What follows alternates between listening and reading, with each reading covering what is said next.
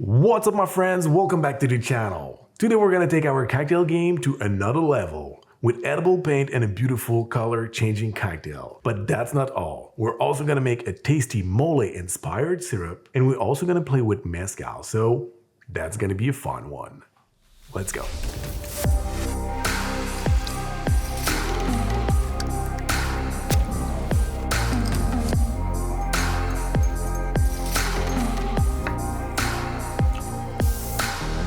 So recently I've really been into minimalist cocktail garnishes, and today I wanted to share with you my favorite way to make and use edible paint. We're also going to pair this with a delicious cocktail I like to classify as a culinary cocktail. A lot of drinks are concept cocktails inspired by themes, but this is just good flavors working well together. It's also inspired by the Commodore No. 2, but using mezcal instead of bourbon, a mole syrup instead of the grenadine. We're gonna clarify it with coconut for more flavors, but also for the look, because edible paint always looks better with a clear cocktail. So we're gonna start with the paint. We're gonna make a beetroot paint, and to make it, all you need is 2 ingredients: beetroot juice and pectin.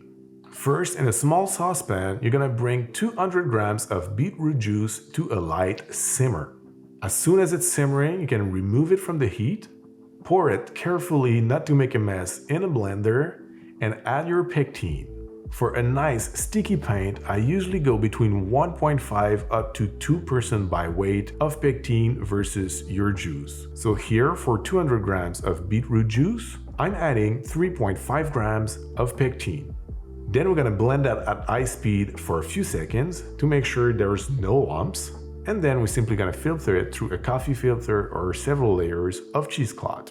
Now we have to place this in the fridge for about 3 hours for the juice to thicken with the pectin. That means we have to wait a little bit, so that's the perfect timing to thank the sponsor of today's episode, ZBiotics. So let's face it, this is a cocktail channel, and if you are watching, I'm pretty sure I can assume that you like drinking a little bit. But unfortunately, that also comes oftentimes with a little rough morning afterward. But ZBiotics is there to help you, and believe me, it works. ZBiotics Pre-Alcohol Probiotic is the world's first genetically engineered probiotic.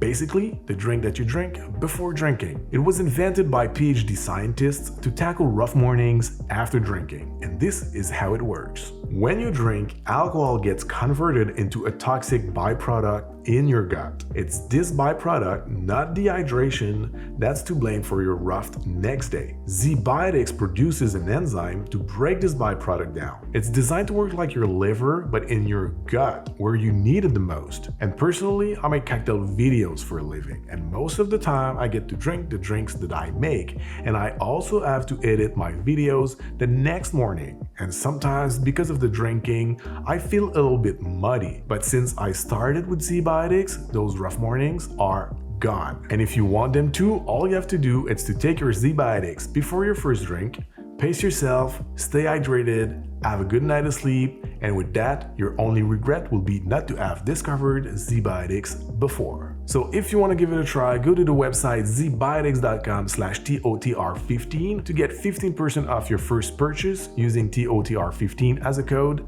at checkout. Also, they're backed with a 100% money-back guarantee in case you don't like the product for any reason. So they'll refund your money, no questions asked. So once again, thank you very much ZBiotics for sponsoring this episode, but now let's go back to our cocktail. So while the paint is thickening in the fridge, we can prep our syrup. It's inspired by the mole flavors, so what you're gonna need is 15 grams of cracked allspice berries, 1.2 grams of seeded chipotle pepper, also known as just the skin, half a teaspoon of ancho pepper flakes, half a gram of cinnamon stick, 5 coffee grains, and 1 clove. First, in a saucepan, you're gonna add all your dry ingredients and 250 grams of water. You're gonna bring that to a boil, and as soon as it's boiling, remove it from heat and let it cool down to room temperature. Then you're gonna fine strain your infusion, measure your yield, and add the same amount by weight of sugar. Stir until dissolved, bottle it up, and this is how I make my chipotle inspired syrup. Now, maybe some of you are like, whoa, wait, hold up, JF, mole needs chocolate, but don't worry, it will all make sense when I'm gonna give you the ingredients of the cocktail. Speaking of which, we're ready, so what you're gonna need is first, joven mezcal, our mole flavored simple syrup, white creme de cacao, fresh lime juice, our beetroot paint, and coconut cream for the clarification. Now all we have to do is just mix those beautiful ingredients together, but before I'm simply gonna place this back in the fridge because that's where it belongs. Okay, so now we're gonna add in a container 2 ounces or 60 mils of joven mezcal, 3/4 of an ounce or 22.5 mils of white creme de cacao, half an ounce or 15 mils of our mole syrup, and 3/4 of an ounce or 22.5 mils of freshly squeezed lime juice. Then in another container, we're gonna add 1 ounce or 30 mils of coconut cream.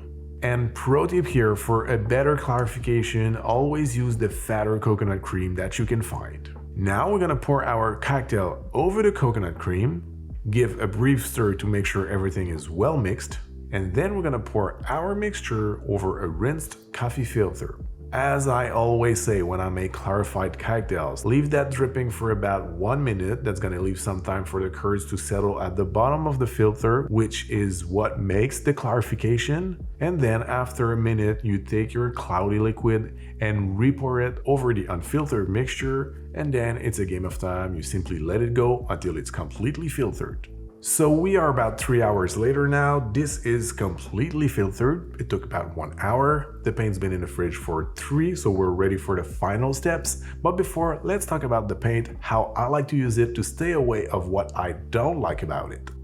So this kind of edible paint with pectin needs to be applied on a cold surface, so it's always recommended to place your glassware in the freezer about 1 hour painting it, and then you place it back in the freezer until you're ready to use it. So the paint is gonna solidify and it's gonna hold for a little while. But for me, there's one big downside with pectin edible paint is the fact that as soon as it starts to warm a little bit, it melts. So the only way really you can use it is by making a straight strip inside of your glass vertically. So when it melts, it just melts over the paint and it doesn't look like it's dripping that much. If you do a nice swirl like this one, as soon as it starts to melt, it really looks bad. But I found a way I like to use the paint differently. For me, this garnish has several different purposes. First, it looks cool. Second, you're gonna get the flavor of the paint little by little when it's gonna melt in your drink. And third, you're gonna change the color of the cocktail. So what I like to do, it's not to paint the inside of the glass, is to paint some sides of my ice cube. That way when it melts, it doesn't look bad on the inside of the glass. It will change the color of the cocktail, will infuse the drink with the paint, and if you paint the surface, the upper part of your cube, you're also gonna get a visual effect that will last longer. So using my brush, I'm gonna start with one vertical side, gonna apply a nice coat, and then I do the upper part.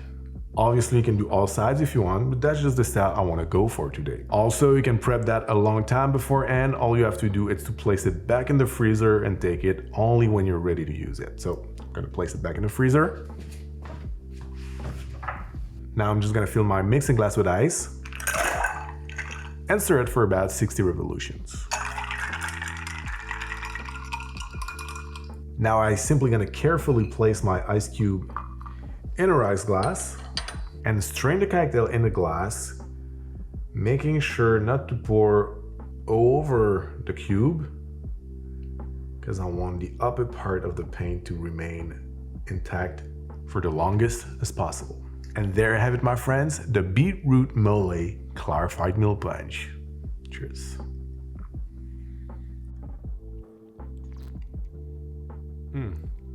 It's fresh, smoky and spicy at the same time. You get some tropical vibe because of the coconut. It's really nice. What I like to do with this is to serve it with a cocktail pick so the guests can stir the cocktail and help the side of the paint to dissolve in the cocktail, to change the color of the drink, and to get an extra layer of flavor. So there I have it. As you can see, the color has changed a little bit. You still have some pieces of paint that are floating, but it's really smooth on the mouthfeel, so it's not unpleasant at all when you get a little part. It's really subtle, but honestly, the tiny bit of extra sweetness that the BEET is adding makes the acidity even smoother. It adds a little bit of earthiness that works so well with all the ingredients.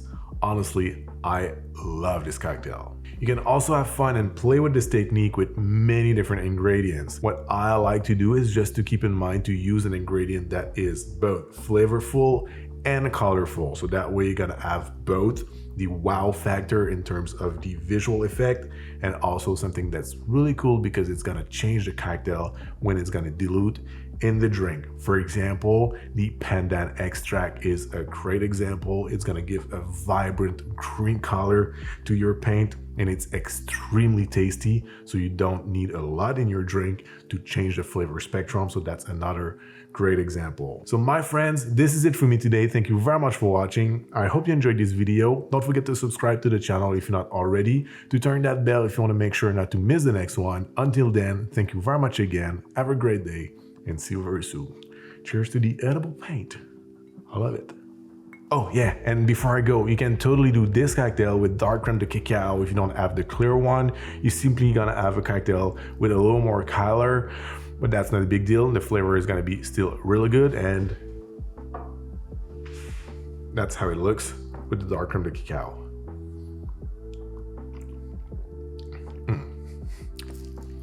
Same thing. Cheers.